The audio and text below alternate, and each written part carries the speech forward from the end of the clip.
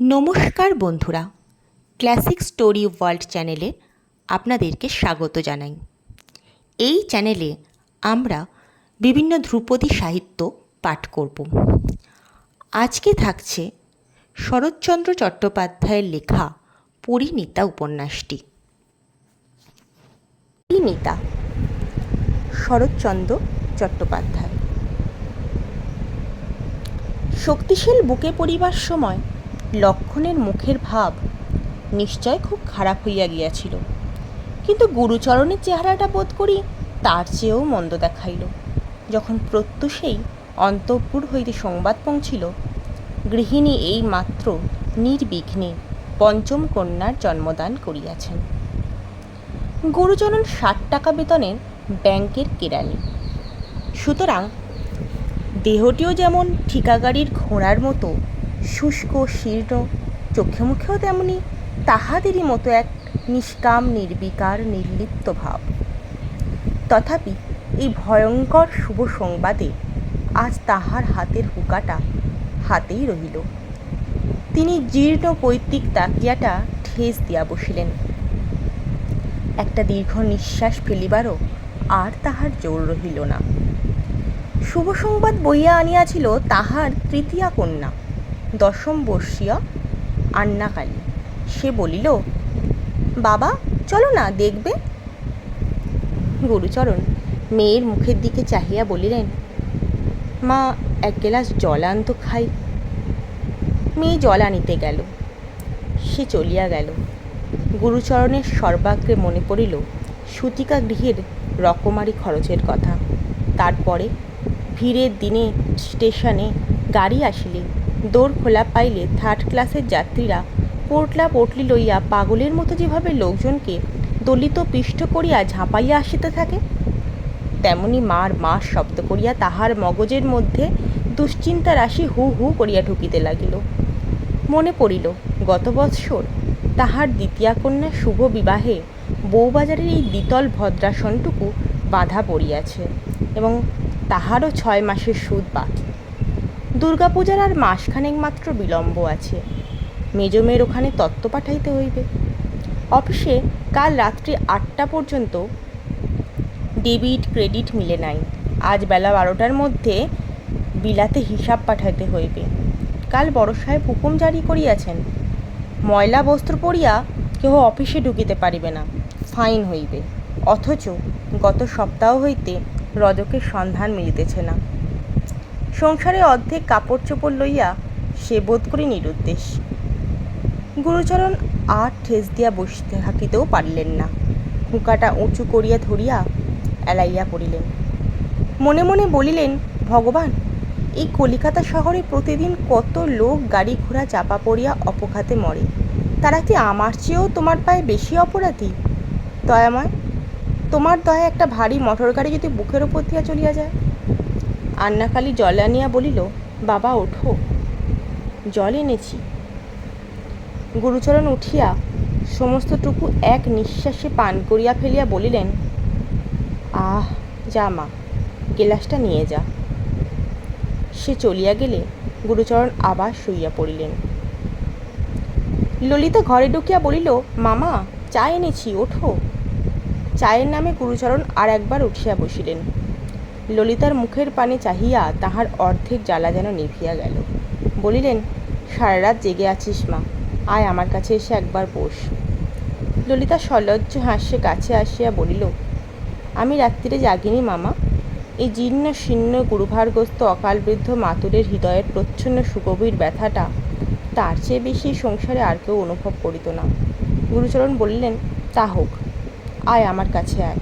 ললিতা কাছে আসিয়া বসিতেই গুরুচরণ তাহার মাথায় হাত দিয়া সহসা বলিয়া উঠিলেন, আমার এই মাটিকে যদি রাজার ঘরে দিতে পারতুম তবেই জানতুম একটা কাজ করব। ললিতা মাথা হেঁট করিয়া চার হালিতে লাগিল। তিনি বলিতে লাগিলেন, হামা, তো দুঃখী মামার ঘরে এসে দিনরাত্রি খাটতে হয় না?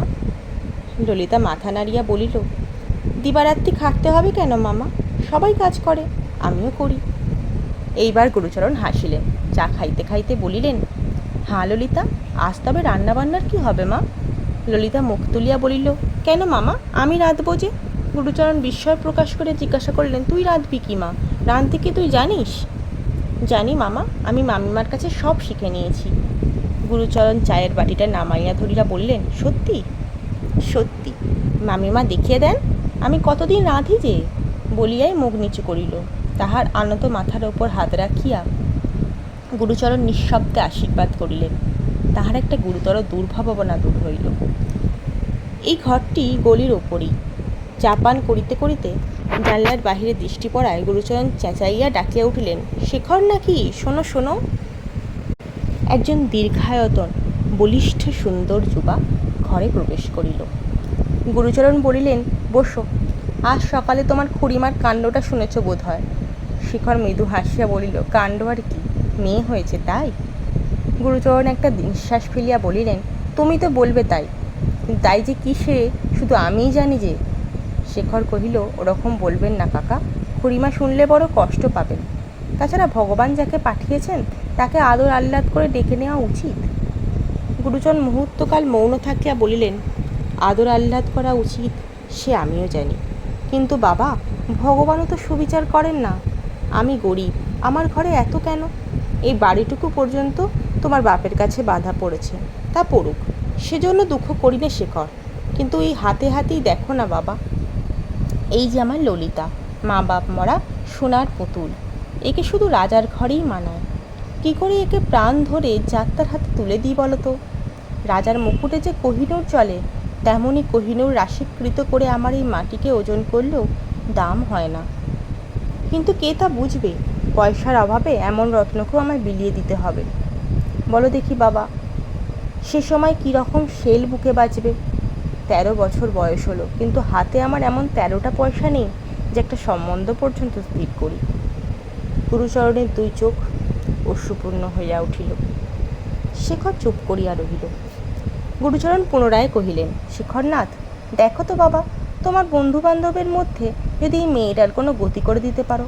আজকাল অনেক ছেলে শুনেছি টাকা কড়ির দিকে চেয়ে দেখে না, শুধু মেয়ে দেখেই পছন্দ করে। তেমনই যদি দৈবাত একটা মিলে যায় শেখর, তাহলে বলছি আমি, আমার আশীর্বাদে তুমি রাজা হবে। আর কি বলবো বাবা, এ পাড়ায় তোমাদের আশ্রয়ে আমি আছি। তোমার বাবা আমাকে ছোট ভাইয়ের মতোই দেখেন। শেখর মাথা নাড়িয়া বলিল, আচ্ছা, তা দেখ। গুরুচরণ বলিলেন, ভুলো না বাবা, দেখো, ললিতা তো 8 বছর বয়স থেকে তোমাদের কাছে লেখাপড়া শিখে মানুষ হচ্ছে। তুমি তো দেখতে পাচ্ছ কেমন বুদ্ধিমতী, কেমন শিষ্ট শান্ত, এক ফোঁটা মেয়ে। আজ থেকে ওই আমাদের রাঁধাবাড়া করবে, দেবে থবে, সমস্তই এখন ওর মাথায়। এই সময় ললিতা একটিবার চোখ তুলিয়াই নামাইয়া ফেলিল।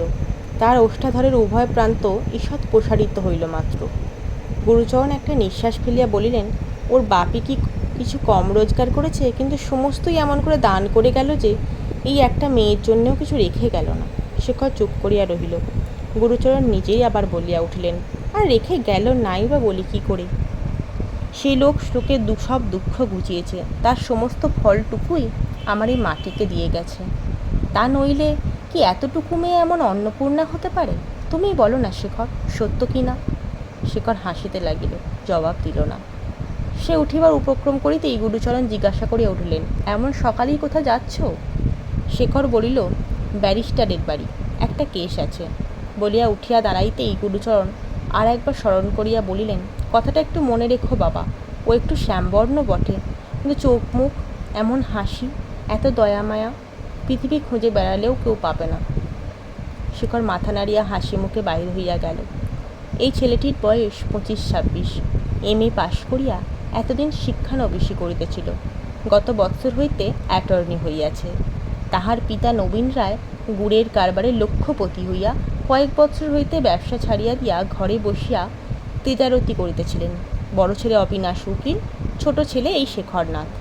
তাহার প্রকাণ্ড তেতলা বাড়ি পাড়ার মাথায় উঠিয়াছিল এবং ইহার একটা খোলা ছাদের সহিত গুরুচরণের ছাদটা মিশিয়া থাকায় উভয় পরিবারে অত্যন্ত আত্মীয়তা জন্মিয়াছিল। বাড়ির মেয়েরা এই পথেই যাতায়াত করিত। শ্যামবাজারের এক বড়লোকের ঘরে বহুদিন হইতেই শেখরের বিবাহের কথাবার্তা চলিতেছিল। সেদিন তাহারা দেখিতে আসিয়া আগামী মাঘের কোনো এক শুভ দিন স্থির করিয়া যাইতে চাহিলেন, কিন্তু শেখরের জননী স্বীকার করিলেন না। ঝিকে দিয়া বলিয়া পাঠাইলেন, ছেলে নিজে দেখিয়া পছন্দ করিলে তবে বিবাহ দিব। নবীন রায়ের চোখ ছিল শুধু টাকার দিকে। তিনি গৃহিণীর এই গোলমেলে কথায় অপ্রসন্ন হইয়া বলিলেন, এ আবার কি কথা? মেয়ে তো দেখাই আছে, কথাবার্তা পাকা হয়ে যাক, তারপরে আশীর্বাদ করার দিন ভালো করে দেখলেই হবে। তথাপি গৃহিণী সম্মত হইলেন না, পাকা কথা কহিতে দিলেন না। নবীন রায় সেদিন রাগ করিয়া অনেক বেলায় আহার করিলেন এবং দিবানিদ্রাটা বাহিরের ঘরেই দিলেন। শেখরনাথ লোকটা কিছু শৌখিন। সে তেতলায় যে ঘরটিতে থাকে সেটি অতিশয় সুসজ্জিত। দিন 5-6 পরে একদিন অপরাহ্নবেলায় সে সেই ঘরের বড় আয়নার সম্মুখে দাঁড়াইয়া মেয়ে দেখিতে যাইবার জন্য প্রস্তুত হইতেছিল। ললিতা ঘরে ঢুকিল। ক্ষণকাল নিঃশব্দে চাহিয়া থাকিয়া জিজ্ঞাসা করিল, বউ দেখতে যাবে না? শেখর ফিরিয়া চাহিয়া বলিল, এই যে। কই, বেশ করে সাজিয়ে দাও দেখি, বউ যাতে পছন্দ করে। ললিতা হাসিল, বলিল, এখন তো আমার সময় নেই শেখরদা, আমি টাকা নিতে এসেছি। বলিয়া বালিশের তলা হইতে চাবি লইয়া একটা দেরাজ খুলিয়া গনিয়া গনিয়া গুটি কয়েক টাকা আঁচলে বাঁধিয়া লইয়া যেন কয়েকটা নিজের মনেই বলিল, টাকা তো দরকার হলেই নিয়ে যাচ্ছি, কিন্তু এ শোধ হবে কি করে? শেখর চুলের এক পাশ বুরুশ দিয়া সযত্নে উপরের দিকে তুলিয়া দিয়া ফিরিয়া দাঁড়াইয়া বলিল, শোধ হবে না হচ্ছে? ললিতা বুঝিতে পারিল না, চাহিয়া রহিল। শেখর বলিল, চেয়ে রইলে বুঝতে পারলে না? ললিতা মাথা নাড়িয়া বলিল, না। আরও একটু বড় হও, তখন বুঝতে পারবে, বলিয়া শেখর জুতা পায়ে দিয়া বাহির হইয়া গেল। রাত্রে শেখর একটা কোচের ওপর চুপ করিয়া শুইয়াছিল। মা আসিয়া ঘরে ঢুকিলেন। সে তাড়াতাড়ি উঠিয়া বসিল। মা একটা চৌকির ওপর বসিয়া পড়িয়া বলিলেন, মেয়ে কী রকম দেখে এলি রে? শেখর মায়ের মুখের দিকে চাহিয়া হাসিয়া বলিল, বেশ। শেখরের মায়ের নাম ভুবনেশ্বরী। বয়স প্রায় 50-এর কাছে আসিয়াছিল, কিন্তু এমনই সুন্দর তাহার দেহের বাঁধন যে দেখিলে 35-36-এর অধিক মনে হইত না। আবার এই সুন্দর আবরণের মধ্যে যে মাতৃহৃদয়টি ছিল, তাহা আরও নবীন, আরও কোমল। তিনি পাড়াগাঁয়ের মেয়ে, পাড়াগাঁয়ে জন্মিয়া সেইখানেই বড় হইয়াছিলেন বটে, কিন্তু শহরের মধ্যে তাহাকে একদিনের জন্য বেমানান দেখায় নাই।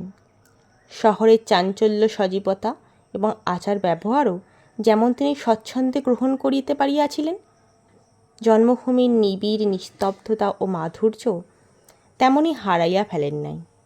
এই মাটি যে শেখরের কত বড় গর্বের বস্তু ছিল, সে কথা তাহার মাও জানিতেন না। জগদীশ্বর শেখরকে অনেক বস্তু দিয়াছিলেন, অনন্য সাধারণ স্বাস্থ্য, রূপ, ঐশ্বর্য, বুদ্ধি, কিন্তু এই জননীর সন্তান হইতে পারার ভাগ্যটাকেই সে কায়মনে ভগবানের সবচেয়ে বড় দান বলিয়া মনে করিত। মা বলিলেন, বেশ বলিয়া চুপ করে রইলি যে রে? শেখর আবার হাসিয়া মুখ নিচু করিয়া বলিল, যা জিজ্ঞাসা করলে তাই তো বললুম। মাও হাসিলেন, বললেন, কই বললি? রং কেমন? ফর্সা?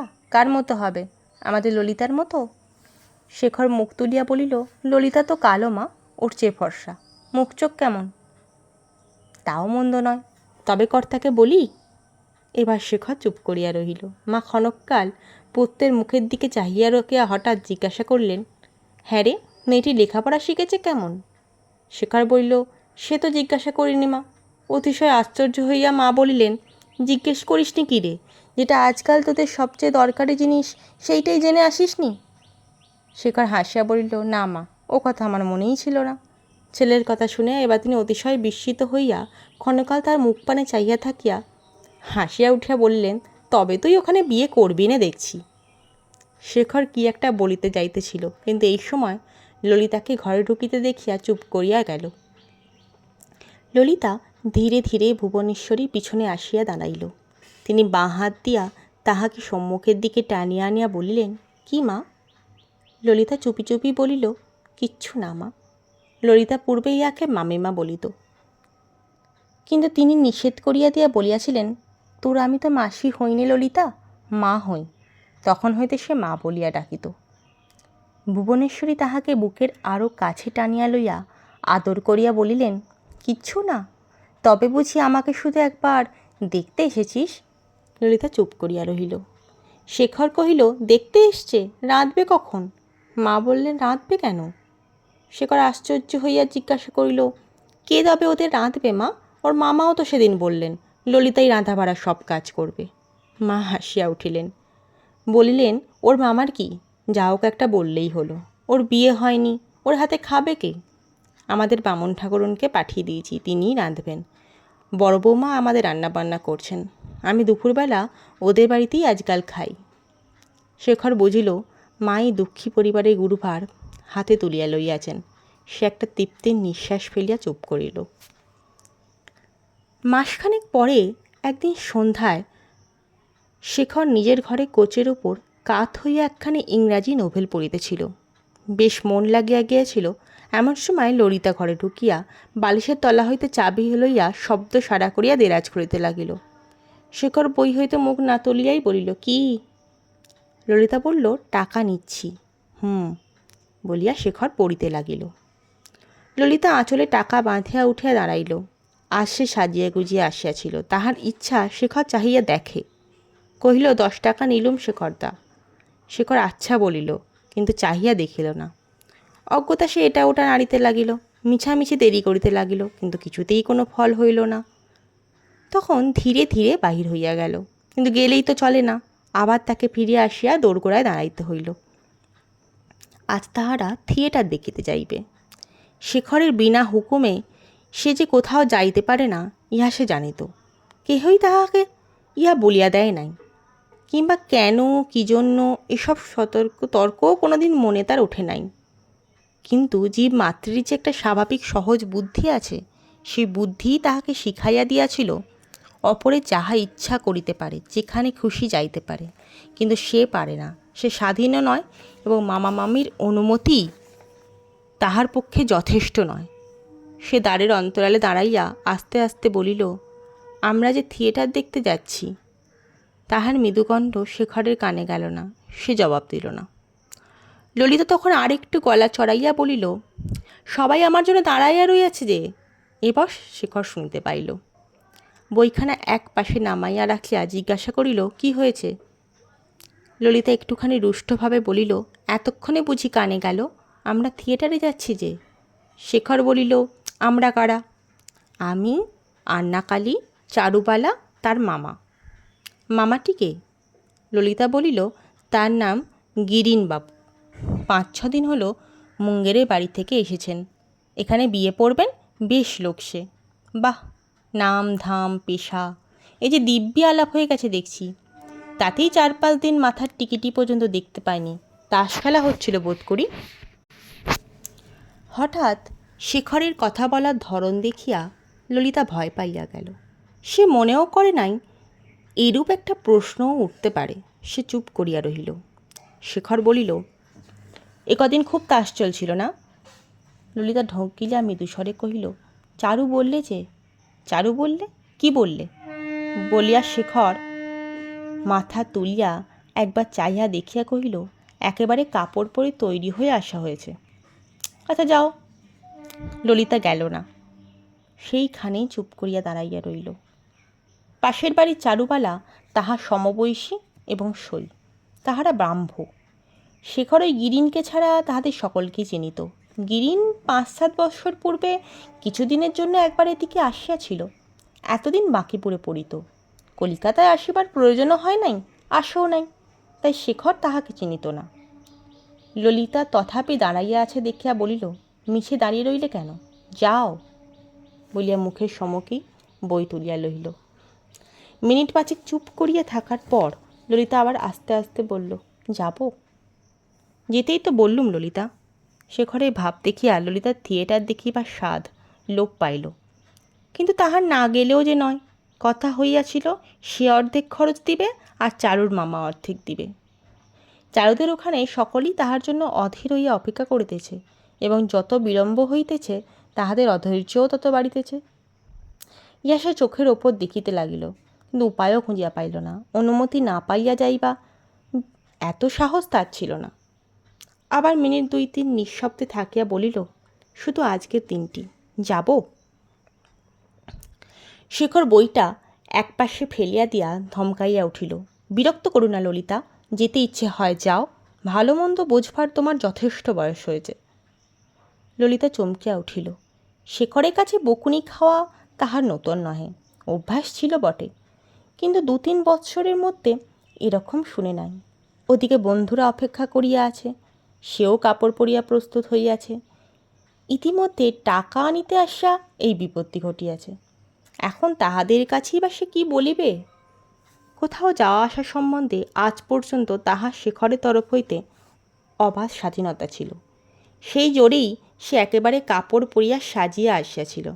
এখন শুধু যে সেই স্বাধীনতাই এত রূঢ়ভাবে খর্ব হইয়া গেল তাহা নয়, যে জন্য হইল সে কারণটা যে কত বড় লজ্জার তাহাই আজ তার 13 বছর বয়সে প্রথম উপলব্ধি করিয়া সে মরমে মরিয়া যাইতে লাগিল। অভিমানের চোখ অশ্রুপূর্ণ করিয়া সে আরও মিনিট 5 নিঃশব্দে দাঁড়াইয়া থাকিয়া চোখ মুছিতে মুছিতে চলিয়া গেল। নিজের ঘরে গিয়া ঝিকে দিয়া আন্নাকালীকে ডাকাইয়া আনিয়া তাহার হাতে 10টা টাকা দিয়া কহিল, তোরা আজ যা কালী, আমার বড় অসুখ করছে, সইকে বলগে আমি যেতে পারবো না। কালী জিজ্ঞাসা করিল, কি অসুখ শেষদি? মাথা ধরেছে, গা বমি বমি করছে, ভারী অসুখ করছে বলিয়া সে বিছানায় পাশ ফিরিয়া শুইল। তারপর চারু আসিয়া সাদাসাদি করিল, পিড়াপিড়ি করিল, মামিকে দিয়ে সুপারিশ করাইল, কিন্তু কিছুতেই তাহাকে রাজি করিতে পারিল না। আন্নাকালীর হাতে 10টা টাকা পাইয়া যাইয়ার জন্য ছটপট করিতেছিল। পাছে এইসব হাঙ্গামায় পড়িয়া যাওয়া না ঘটে, এই ভয়ে সে চারুকে আড়ালে ডাকিয়া টাকা দেখাইয়া বলিল, শেষদির অসুখ করছে। সে নাই গেল চারুদি, আমাকে টাকা দিয়েছে, এই দেখো, আমরা যাই চলো। চারু বুঝিল আন্নাকালীর বয়সে ছোট হইলেও বুদ্ধিতে কাহারও খাটো নয়। সে সম্মত হইয়া তাহাকে সঙ্গে করিয়া চলিয়া গেল।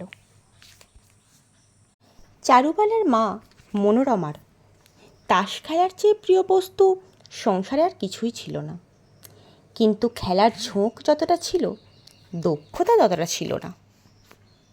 তাহার এই ত্রুটি শুধরাইয়া যাইত ললিতাকে পাইলে। সে খুব ভালো খেলিতে পারিত। মনোরমার মামাতো ভাই গিরীন্দ্র আসা পর্যন্ত কয়দিন সমস্ত দুপুরবেলা তাহার ঘরে তাসের বিরাট আড্ডা বসিতেছিল। গিরিন পুরুষ মানুষ, খেলে ভালো, সুতরাং তাঁর বিপক্ষে বসতে গেলে মনোরমার ললিতাকে চাই। থিয়েটার দেখার পরের দিন যথাসময়ে ললিতা উপস্থিত হইল না দেখিয়া মনোরমা ঝিকে পাঠাইয়া দিলেন। ললিতা তখন একটি মোটা খাতায় একখানা ইংরেজি বই হইতে বাংলা তর্জমা করিতেছিল। গেল না। তাহার সই আসিয়াও কিছু করিতে পারিল না। তখন মনোরমা নিজে আসিয়া তাহার খাতাপত্র একদিকে টান মারিয়া সরাইয়া দিয়া বলিলেন, নে ওঠ, বড় হয়ে তোকে জজিয়তি করতে হইবে না, বরং তাস খেলতেই হবে, চল। ললিতা মনে মনে অত্যন্ত বিপদগ্রস্ত হইয়া কাঁদো কাঁদো হইয়া জানাইল, আজ তাহার কিছুতেই যাবার জো নাই, বরং কাল যাইবে। মনোরমা কিছুতেই শুনিলেন না। অবশেষে মামিকে জানাইয়া তুলিয়া লইয়া গেলেন। সুতরাং তাহাকে আজও গিয়া গিরিনের বিপক্ষে বসিয়া তাস খেলিতে হইল, কিন্তু খেলা জমিল না।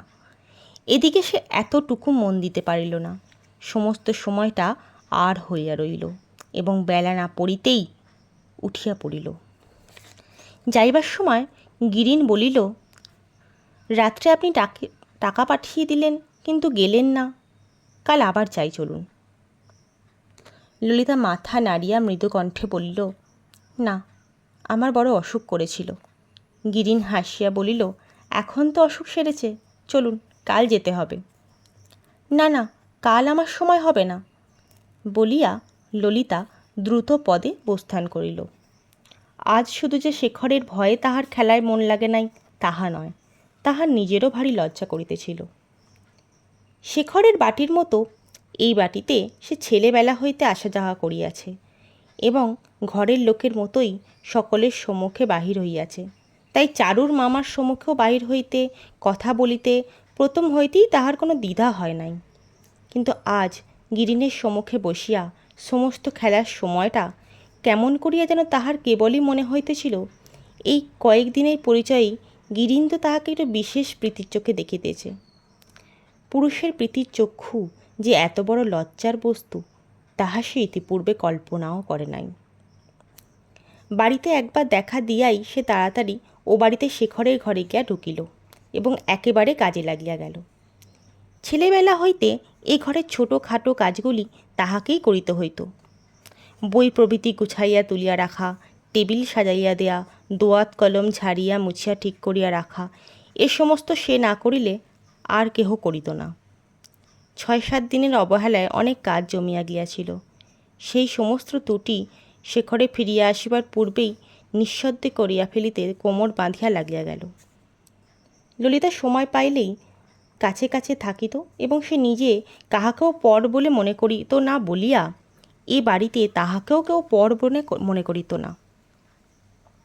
8 বছর বয়সে মা বাপ হারাইয়া মামার বাড়িতে প্রবেশ করিয়াছিল। তখন হইতে সে ছোট বোনটির মতো শেখরের আশেপাশে ঘুরিয়া তাহার কাছে লেখাপড়া শিখিয়া মানুষ হইতেছে। সে যে শেখরের বিশেষ স্নেহের পাত্রী তাহা সবাই জানিত, শুধু সেই স্নেহ যে এখন কোথায় উঠিয়াছে তাহাই কেহ জানিত না, ললিতাও না। শিশুকাল হইতে শেখরের কাছে তাহাকে একইভাবে এত অপর্যাপ্ত আদর পাইতে সবাই দেখিয়া আসিয়াছে যে আজ পর্যন্ত তাহার কোনো আদরই কাহারই চোখে বিষদৃশ বোধ হয় না, কিংবা কোনো ব্যবহারই কাহারও দৃষ্টি আকর্ষণ করে না বলিয়াই সে যে কোনোদিন বধূরূপে এই গৃহে প্রতিষ্ঠিত হইতে পারে সে সম্ভাবনাও কাহারও মনে উদয় হয় নাই। ললিতাদের বাড়িতেও হয় নাই, ভুবনেশ্বরী মনেও হয় নাই। ললিতা ভাবিয়া রাখিয়াছিল কাজ শেষ করিয়া শেখর আসিবার পূর্বেই চলিয়া যাইবে, কিন্তু অন্যমনস্ক ছিল বলিয়া ঘড়ির দিকে নজর করে নাই।